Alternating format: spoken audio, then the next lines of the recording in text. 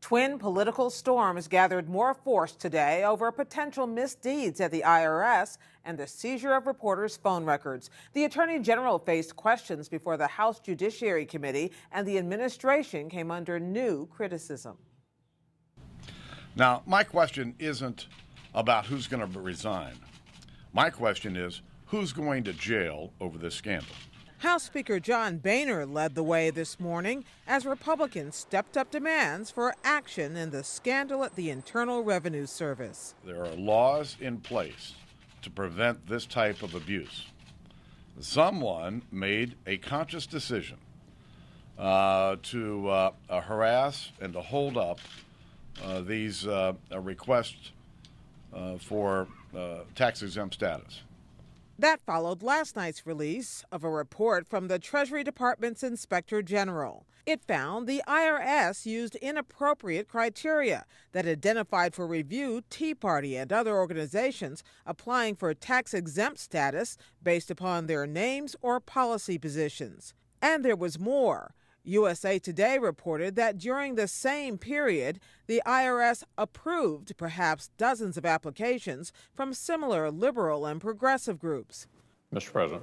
On the Senate floor, Republican Minority Leader Mitch McConnell pressed the White House to make sure the IRS cooperates fully with congressional investigations.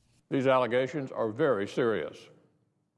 That there was an effort to bring the power of the federal government to bear on those the administration disagreed with in the middle of a heated national election. It actually could be criminal.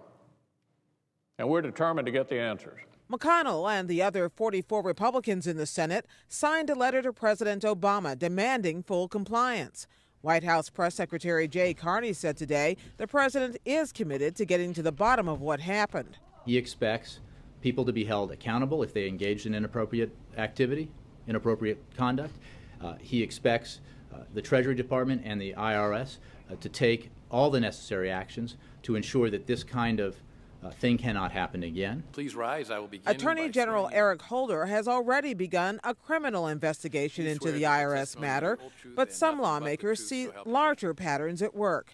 Republican Congressman Steve Chabot of Ohio. I believe there's been a pattern by this administration in not taking responsibility for failures, avoiding blame, pointing the fingers in somebody else's direction. Would you agree with that? No. I thought you might say that.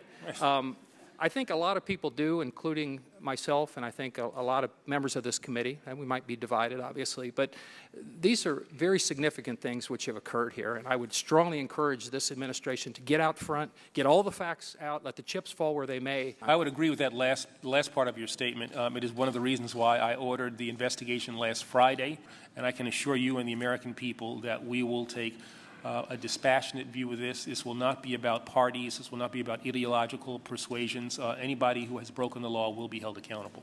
Still, House Republicans have frequently accused Holder of stonewalling their investigations, even citing him for contempt. That bad blood was on sharp display when Holder's leading critic, California Congressman Darrell Issa, complained the department failed to hand over emails in another matter involving the Civil Rights Division. I will certainly look at the request. It's not something that I have personally been involved in, but I'll look at the request and try to be as responsive as we can. I'm sure there must have been a good reason why only the to and from parts were provided. Yes, you didn't want us to see the details. Mr. Attorney General, knowing the to and from, typically do. Knowing the to and... I'm not going to stop talking now. Characterize something as something close to Mr. Chairman, would you inform the witness as to the rules of this committee? Appropriate and is too consistent with the way in which you conduct yourself as a member of Congress. It's unacceptable and it's shameful.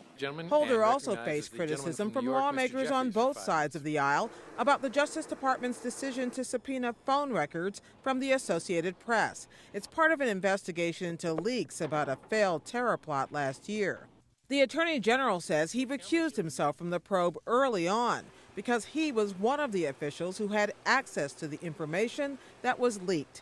Instead, he named his deputy, James Cole, to handle the matter, and Cole, in turn, made the decision